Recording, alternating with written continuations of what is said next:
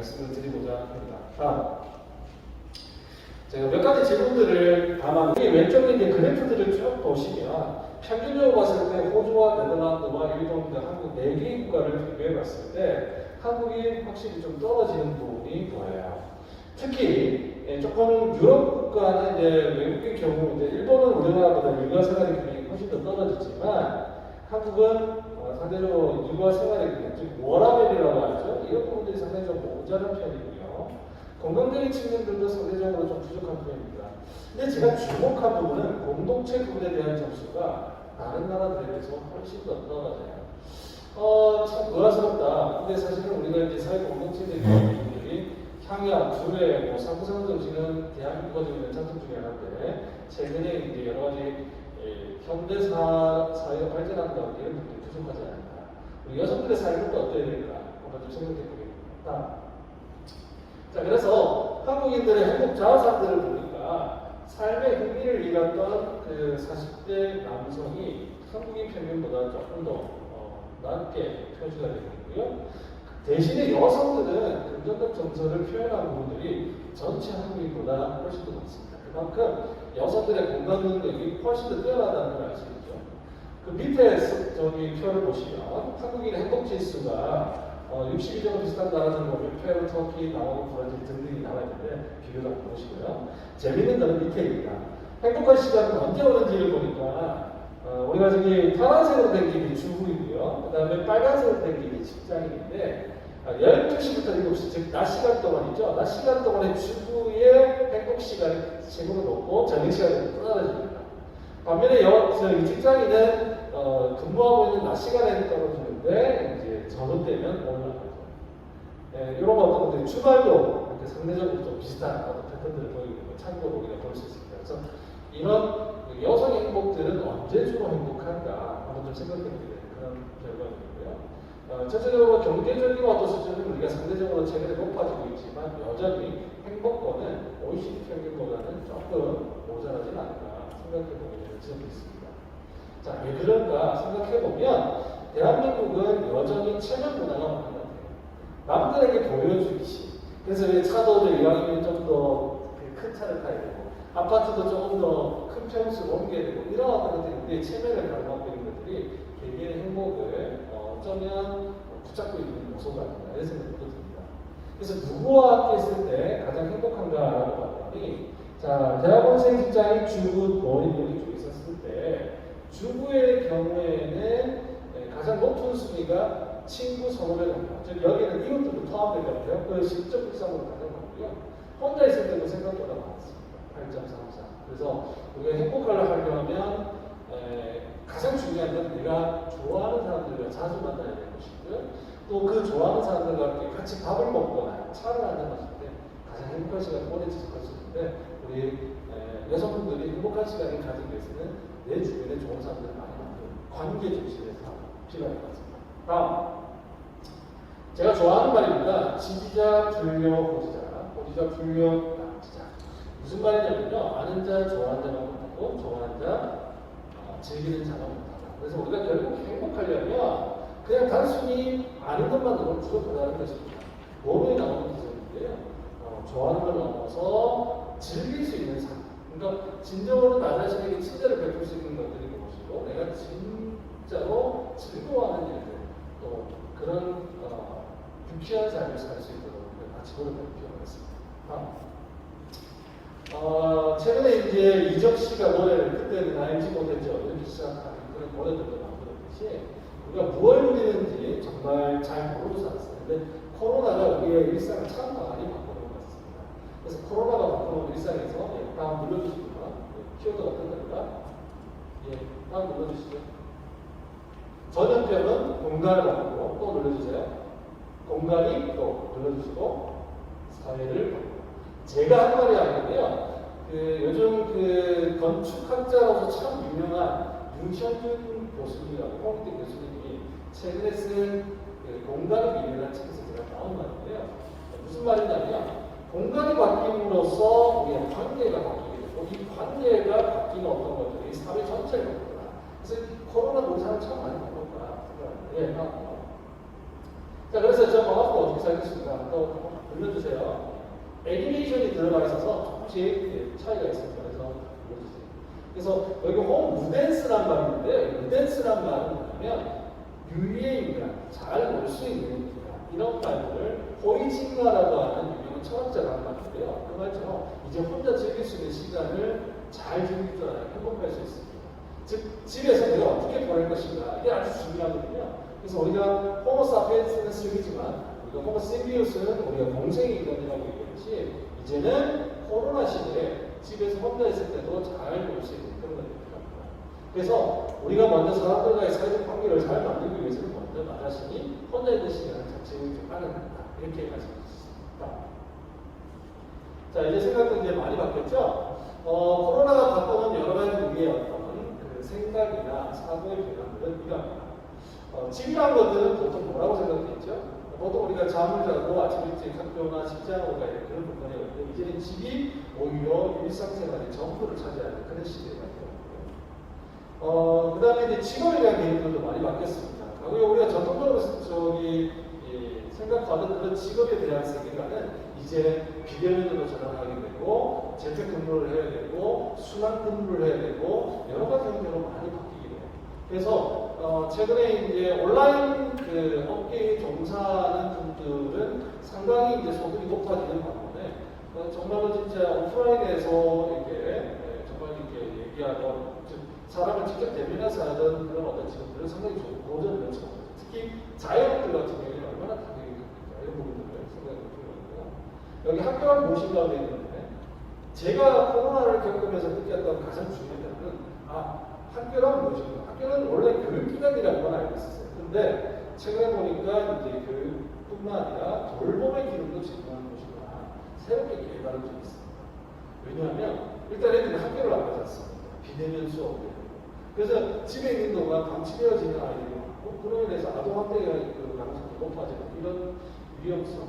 그래서 결국 학교가 존재하는 이유는 교육 플러스 돌봄이구나. 새롭게 개발되는 중요한 포인트입니다. 그래서 코로나19로 인해서 생활시간이 참 많이 바뀌게 되는데요.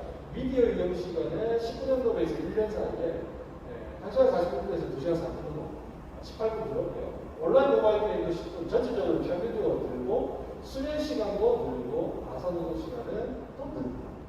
반면에 일하는 시간과 개인실 시간이랑 문화관광 시간은 어디 갈 수가 없습니다. 즐게 되고 있습니다. 네. 이런 것들이 많이 변화되고 있습니다. 한 번 더 눌러주세요. 그래서 코로나로 해서 국민의 어떤 사람들이 많이 바뀌었는데요. 요거는 이제 여러 가지 제가 연합뉴스에서 나왔던 것들을 캡처한 것들인데 코로나를 전후로 해서 국민의 행복감이나 경제 상황이 어떻게 변했는지를 보면 행복감이나 삶의 만족도 이게 가치성 크게 변하지 않았어요. 그런데 연령대로 보면 조금씩 차이가 있습니다. 그래서 국민들의 경제 상황들의 건강 상태도 사실은 현재 본인의 어떤 안정 정도가 조금씩 물론 0.2점이긴 합니다만 5점에서 4.8점 줄기도 하고요. 건강 상태는 크게 변화는 없습니다만 이게 서로 우리가 경제적인 부분이나 그 다음에 건강 상태를 그래서 전체적으로 봤을 때 매우 행복했다는 비율이 2019년도에 4.2%의 비율이 1.5%로 급격히 떨어졌습니다. 그래서 코로나가 우리 행복에 미치는 매우 크다 이렇게 볼 수 있습니다. 자, 근데 제가 재밌는 것은 코로나19에서 남성과 여성 얼마나 차이가 날까 이게 좀 궁금했어요. 그래서 제가 잘 살펴보니까 여기 보면 남성과 여성을 이렇게 비교하는 수치들이 큰 차이가 없죠. 그래서 제가 보면 이러한 부분들이 꼭 코로나가 결정적인 것은 아니구나 이런 생각도 해보겠습니다. 자, 그래서 현재 경제생활하는 분은 다 눌러주시고요. 여기 뭐 이렇게 볼 거예요. 자, 한 번 더 눌러주시고요. 자, 해보니까 연령대로 봤을 때는 10대의 어떤 생활 안정도 확실히 떨어지고요. 그 다음에 노인의 행복 정도가 더 떨어집니다. 반면에 30, 40대, 50대는 큰 차이가 있어요. 그래서 건강 상태도 노인들이 정말 많은 영향을 받게 되고요.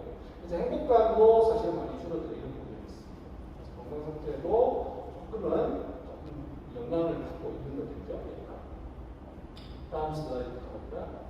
그래서 행복이란 무엇일까? 저는 그렇게 생각을 해요. 행복한 삶은 우리가 행복해지기 위해서 많은 노력들을 해야 되는데 그보다 이제 소크라테스라는 철학자를 끌어와서 얘기를 하지 않을 수가 없네요.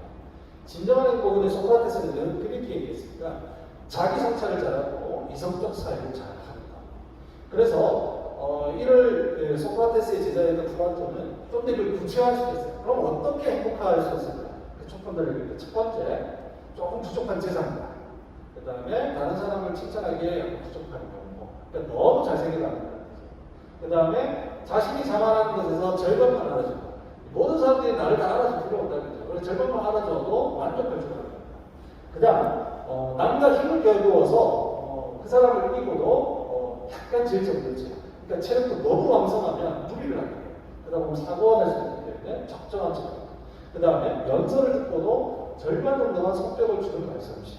오늘 지금 이제 우리 온라인으로 제 얘기를 듣고 계실 텐데요. 절반만 말씀하셔서 저는 내 성격이라고 생각합니다. 그렇게 생각하는 것이 정신적으로도 건강하고 행복할 수 있다. 이렇게 봅니다. 그래서 무언가를 원하는 사람은 자신에게 원하는 것을 원하는 것이며 자신에게 충분한 것을 원하는 것은 아니다. 라는 플라톤의 항해에서 나왔던 것처럼 내가 얻는 것들을 섭취할 때 어느 수준까지 갈 것인가. 절제의 이동도 필요하다라고 생각합니다. 그래서 아리스토텔레스는 일생을 통해서 우리가 행복을 추구하는데 니코마코스 율리아에서 이런 말을 했어요. 모든 기술을 탐구하거나 어떤 지극히 선한 것을 추구할 때 그것을 내가 목표로 삼는 것은 옳지 않다. 다만 중요한 내 순간순간 내 삶을 최선다는 것도 중요하지 않느냐. 이런 얘기도 있습니다. 다음. 그래서 실존주의 철학자 쇼펜하우어는 세상은 고통과 행복이 동시에 존재하는데 대부분 고통이라서 너무 고통의 순간을 벗어나는 애쓰면 스스로 늦게 빠지게 된다. 이런 얘기들을 많이 하고 있고요. 그래서 결국은 행복에 대한 시도를 지나치게 하는 것 자체가 오히려 행복해지지 않을 수 있다. 역설적인 어떤 표현들을 하고 있습니다. 그래서 파스칼은 이런 말을 했죠. 행복은 없음을 견디는 것이다. 이것이 바로 지혜로운 생각이다. 그래서 내가 지금 없는 것들에 대해서 너무 불평불만하거나 그 다음에 위축될 필요 없다는 거예요. 그래서 우리가 만족하면서 살아가는 것이 더 중요하다고 볼 수 있습니다. 다음요. 자, 제가 이제 좋아했던 책인데요. 포페스의 행복여행이라는 책이 있습니다. 좀 오래전에 나왔던 책인데, 저는 이 23가지의 교훈이 매우 중요하다고 봅니다. 아마 이게 지금 영상으로 보고 계실 때 잘 안 보일 수도 있는데요. 어느 정신과 의사가 행복을 찾아서 전 세계 여행을 떠납니다. 여행을 떠나면서 깨닫게 된 몇 가지 23가지 지혜들을 정리했는데, 예를 들면 배우 윌 같은 경우에 행복의 첫 번째 비밀은 다른 사람들과 비교하지 않는 것이다. 에서부터 23번 행복은 다른 사람의 행복에 관심을 갖는 것이다. 이 23가지 중에 여러분들께서 동의하는 것은 과연 몇 개 정도일까요? 그리고 동의하지 않는 것이 있다면 또 무엇일까요? 혹시 여기 추가할 것이 또 뭐가 있을까요? 이렇게 알아보게 된다면 훨씬 지금 제 말씀을 듣고 계신 여러분들께서 행복을 좀 더 구체화하는 작업이 될 수 있지 않겠습니까? 이제 두 번째 질문입니다. 자, 그러면 여성이 감당해야 될 일이 뭘까? 일, 출산, 그리고 육아. 이런 감당해야 될 것이 정말 많죠. 이제 그 내용으로 들어가 보겠습니다. 뉴스는 시간 관계상 생략하겠습니다. 넘어가겠습니다. 자, 일 가정이 아니라 어려움을 이겨내기 위해서는 직장인 두 명 중에 한 명이 유리천장이라는 표현이 있죠. 여성이 사회의 어떤 주류 사회에 들어가는 데 있어서 한계가 있는 겁니다. 그래서 이런 어떤 유리천장이 있는 분들이 지금 직급별로 봤을 때 여성분들이 확실히 대비가 28.7%로 보고요. 과장도 27.1%. 이렇게 쭉 되어 있고, 있는 어떤 부분에 승진이 가능한 직군들이 여성들이 54.3%가 있다라는 인정을 한다는 말에 남성들은 45.7%로 상대적으로 적게 유리천장을 인정합니다. 자, 그래서 원인이 뭔가 보면 첫 번째는 남성 중심의 직장입니다. 여전히 대한민국은 직장에서의 남자가 가지고 있는 우월한 지위가 여전히 있죠. 매년 끊기지 않는 여러 가지의 성과에 대한 비밀들 이런 거 관련된다고 봐요. 뿐만 아니라 이런 부분들을 바뀌지 않으면 이 유리천장이 어렵다고 생각하고요. 두 번째는 여성이 감당해야 될 것이 너무 큽니다. 출산과 육아를 감당합니다. 이것을 동시에 병행하기가 너무 어려워요. 그래서 대한민국이 앞으로 선진국가가 되려면 이 문제를 반드시 해결하지 않으면 안 됩니다. 세 번째는 여성 친화 정책도 구제합니다. 여러분들 부산시가 가지고 있는 여러 가지 어떤 구조들 속에서 여성들을 위한 정말 친화적 정책들이 인지를 많이 보시고 그런 것들을 할 수 있는 부분들을 많이 의견도 내시고 상상하셔야 돼요. 예, 다음요. 자, 여기서 보시면 이제 행복의 비교들을 남성과 여성으로 는 거니까 연령대로 보니까 한국 같은 경우에는 이제 40대가 여성이 좀 낮죠. 반면에 남성은 40대가 좋습니다. 그다음 50대 떨어지는데 여성은 50대에 37%가 남성보다 훨씬 더 높아요. 그래서 이게 이제 지그재그로 가는 이런 부분을 보셔야 되고요. 그다음에 출산을 많이 하지 않는 이유를 물어보니까 여성들은 비용을 감당하는 것들에 대한 부분보다는 아이를 고통스러운 세상에서 살게 하고 싶지 않다라는 의견이 50대에서 20.4%고요. 자, 50대 정도면 보통 아이들이 청소년기에 있거나 대학에 자녀를 갖는 시절이에요. 이게 막상 자녀를 사회에 진출하는 어떤 목적에서 생각해보는데 고민이 많은 거예요. 그래서 이 고통에서 벗어나고 싶다. 그래서 이런 어떤 부분들을 생각하시는 거고요. 그 다음에 빚으로 인한 이자 부담도 상대적으로 많이 느낄 것 같습니다. 이런 모든 것들이 여성의 행복을 가로막는 요인이 아닐까 생각해보게 되고, 다음 거. 그래서 미혼남녀의 결혼과 출산 인식을 했을 때 결혼에 대한 인식을 반드시 해야 되는 인식은 여성이 확실히 해도 좋고 하지 않아도 좋다라는 의견이 50.4%로 남성이 33%보다 훨씬 높고요. 자녀에 대한 필요성도 조금 비슷하긴 한데요. 대체로 이제 없어도 무관하다는 의견이 남성보다 훨씬 더 많습니다. 그 다음에 자녀를 갖지 않으면 한 명만 출산을 하는 이유에서는 거의 출산으로 인한 사회 활동이나 양육에 대한 부분, 남성이 대신 양육을 해야 되는 부담이 상대적으로 적지 않느냐, 이런 것들이 불공정하다고 느끼는 것 같아요. 또 무엇보다 자녀를 키우는 데 있어서 비용이 너무 많이 들죠. 이런 것들이 부담스러워서 자녀를 한 명만 출산하려고 하는 경우도 많고, 그에 여러 가지 출산에 필요한 것들에 대해서 여성분들은 자녀 교육비 지원과 그 다음에 실업부에서 주택보험, 이렇게 주택안정과 그 다음에 자녀에 대한 지원을 했을 때 훨씬 더 만족도가 높다. 이런 것들을 잘 이렇게 캐치해서 여성친화 정책을 만드는 것이 필요하다. 저는 나옵니다. 자, 동아일보에서 조사를 했던 건데요. 동아 행복지수라는 게 있었어요. 여기 보시면 재밌는 게 여성의 머리 부분에서 기혼 여성의 만족도는 서서히 높아지는데 미혼 여성은 40대까지는 건강해야 하는데 50대 되면 미혼 여성은 퍼트리 높습니다. 왜 그럴까? 한번 생각해 보면 또 자녀가 없는 기혼 여성은 40대, 50대에 떨어지는 데 비해서 자녀가 있는 기혼 여성은 또 40대, 50대에 높아져요. 그래서 이게 우리 자녀가 뭔가 생각하게 되거든요. 그 여러 가지 워킹맘이라든지 40대 전업맘이라든지 30대 전업맘을 비교를 해보면서 행복의 기준을 보게 됩니다. 자, 그래서 최근에 행복한 여성의 20대는 주기적으로 자신을 위해서 소비를 진행하고요. 연애에 관심 많고 다이어트 등에 관심 많은 거고요. 그 다음에 30대는 가사의 부담이 적고 친정과 시간을 좋은 관계를 유지하고 결혼생활 높은 만족도를 했을 때 행복도가 높은 것으로 나타납니다. 40대는 직장 동료에게 인정받고 얼마나 가족관계를 유지하는 게 좋은 거고요. 50대는 봉사와 나눔의 시기처럼 여러 가지 지식을 소비하고 시기가 되는 것입니다. 그래서 50대는 인생의 제2의 전성기로서 이 모든 것들을 잘 행복하기 위한 중요한 키워드는 친정과의 관계, 즉 내가 어렸을 때부터 어떤 관계에서 자랐는지가 매우 중요하다는 것이었습니다. 그래서 30대 안정감 이렇게 생각해 주시고요. 그래서 일상에서 관계를 만든 사람에 대한 행복들을 보면 여성들의 경우 확실히 이웃과 지인과의 관계의 만족도가 8.3%의 높습니다. 그래서 주변에 좋은 이웃들을 많이 만드는 게 매우 중요합니다. 그래서 우리가 마음을 잘 챙기려면 우리가 마음 챙김에 어떤 마음을 가져야 된다. 이 마음 챙김은 마인드풀니스라는 심리학적 개념인데요. 일찍이 통일신라 시대 때 원효대사께서 이런 말을 했어요. 세상에서 모든 것이 일체유식죠. 마음 먹기라는 겁니다. 그래서 마음을 만세우고 세상을 보면 행복해질 것이다. 섭과도 고행과 명상을 통해서 참된 자기의 깨달음을 이루고 허준도 모두가 정신건강을 행복의 기준을 크게 놓고 네 가지 정혈기 신의 어떤 조화를 이루어서 행복할 수 있는 얘기를 하겠습니다. 신체와 정신의 조화를 통해서 여러 가지 어떤 조건들을 갖추는 게 중요한 것 같죠. 그래서 일본의 정신과 의사 나카이 하사와 교수가 이런 말을 했어요. 우리가 행복하고 정신적으로 건강하려면 싫은 일을 자연적으로 나중에 미룰 수 있고, 두 번째는 혼자 살 수 있는 능력은 둘이서 있을 수 있고, 세 번째 적당히 타협하고 고집을 지나치게 부리지 않으면 마지막 하지 않으면 안 되고 불의 기분에 대응할 수 있는 능력을 갖추는 것입니다. 무엇보다 이제 역경 앞에서도 감당하려면 인생은 스컵 탈기라고 하는 유명한 미국의 심리학자가 한 건데요. 인생은 어차피 힘들고 어려운 것이다. 하지만 이것이 위대한 진실이다라고 하는 것처럼 우리는 어차피 힘들고 어려운 순간에 소소한 행복들을 찾아나가는 것이 너무나 중요한 것 같습니다. 서울대 이상국 교수님이라고 하는 것입니다. 저도 유명한 해양 지질학자이신데 교통사고가 전신만기로 큰 사고를 해서 일어나셨는데 이분은 불구의 연수를 가지고서 자기 입으로 이렇게 휠체어를 움직이면서 지금도 가능자를 쓰고 계십니다. 이분의 연구했던 여러 심리학자들이 했던 건데 이분은 세상에서 그 누구보다 가장 높은 역경을 딛고 일어서는 행복하는 점을 가지십니다.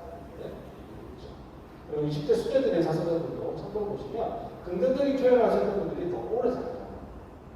이 자서전이라는 시기에서 일기쓰기를 했던 내용들 중에 분석을 해봤더니 긍정적인 어떤 글들을 많이 쓴 수녀님들은 오래 사셨고요. 조금 부정적인 내용을 많이 쓰는 수녀님은 안타깝게 일찍 돌아가셨던 상대적으로 그런 부분이 있습니다. 그래서 우리가 행복한 삶을 살려면 무엇보다 영적 건강을 잘 유지할 수 있는 자기 성찰까지 갖추고 하고요. 두 번째, 좀 전에 어떤 힘들고 어려운 순간이 있더라도 이 또한 지나가리라. 솔로몬 왕의 반지의 세계에 좀 많죠. 힘든 순간을 견뎌내는 그런 어떤 맷집. 그걸 우리가 신자적으로 마음 분위기라고 하거든요. 이런 것들이 좀 강한 게 필요합니다. 그러려면 자기 감정도 조절해줘야 하고 개인관계도 잘 유지하는 게 필요합니다. 그리고 무엇보다 성숙한 방어 기제를 가지고서 인간관계 모두가 필요하고요. 무엇보다 이제 마틴 셀리그먼이라고 하는 긍정심리학의 대가는 무엇보다 현재를 즐겁게 사는 것이 중요하다고 하고요. 그래서 즐거운 삶, 적극적인 삶, 의미 있는 삶을 강조했습니다. 자, 그럼 마지막인데 세 번째 여성의 행복과 세상을 만들려면 우리에게 필요한 게 뭘까요? 다음. 먼저 자존감, 공감 능력, 사회적 관계가 필요합니다. 그래서 진정하게 자신을 발견하고요. 나 혼자만의 생각이 아닌 타인들과의 관점을 공유해서 타인의 관점을 이해해야 됩니다. 그리고 도덕성과 공동체 의식을 함양하면서 우리가 함께 더불어 이루어가는 삶을 사는 것이 필요합니다. 저는 이 세 가지가 여성으로서의 평으로는 결국 공감 능력이니까 그 공감 능력은 이런 세 가지를 지키는 것에 있다고 생각했습니다. 그래서 미래 여성의 대표 키워드를 이해하려면 지금의 21세기의 대한민국의 가장 큰 화두는 공정성입니다. 특히 20대 여성, 30대 여성, 물론 남성들도 마찬가지겠습니다만 공정하지 않은 것은 정의롭지 않은 것이라고 판단하죠. 하지만 중요한 건 공정한 기회가 얼마나 잘 보존되어야 됩니다. 우리 사회가 그거 깊이 있게 고민해봐야 되는 거고요. 워라밸 중요합니다. 일과 생활의 균형을 갖추는 것이 무엇보다 중요한 행복의 바로미터가 될 것이다. 그리고 요즘은 20, 30대 MZ 세대라고 하잖아요. 이분들에게 가장 중요한 키워드는 기본주의예요. 이 개인이 나쁜 것은 아닙니다. 남에게 피해 주기도 싫고 남도 나에게 지나치게 간섭하지 마. 내가 알면 내가 알아서 상대적으로 중요한 부분이기 때문에 이런 부분이 있습니다. 그래서 이것을 혹시 90년대 세계에 온다 이런 책도 있어요. 그 책에 보면 정말로 지금의 20, 30대 청년들이 어떤 삶을 살아가고 있는가 잘 알 수 있는데 그것이 행복을 찾아가는 저는 지금입니다. 그래서 4차 산업혁명과는 관련한 여러 가지 변화 속에서 어떤 노력을 해야 되냐면요. 지덕행이 필요합니다. 다음, 전문 지식을 향상하기 위해서 아시는 것과 같이 코로나 시대에 정말 의료인들의 헌신이 없었더라면 지금의 우리가 성공적인 방역을 하기가 어려울 거예요. 이때 수고하신 우리 간호사 선생님들을 포함 수많은 여성 의료인들 정말 박수 받고 정말 진짜 칭찬 아낌없이 보내드려야 될 것 같고요. 그 다음에 더 큰 많이 힘들지 여성이 확실히 남성보다 공감 능력이 뛰어나잖아요. 그래서 주변에 힘들고 어려운 사람들에게 공감해주고 함께해주고 싶다. 마지막으로 행동인데요. 지금 윤여정 배우처럼 저렇게 당당한 여성분들이 나이 들어도 되신다면 전 대한민국의 여성들이 모두가 행복할 거라고 생각합니다. 당당하고 멋진 여성이 되는 세 가지 저의 제안으로 이렇게 했을 때 여성이 주인이 될 수 있다고 생각합니다. 다음요. 네, 이거 넘어가겠습니다. 시간이고요. 그래서 그것도 참고해 주시고요. 제 발표는 여기까지 하도록 하겠습니다. 수고하셨습니다.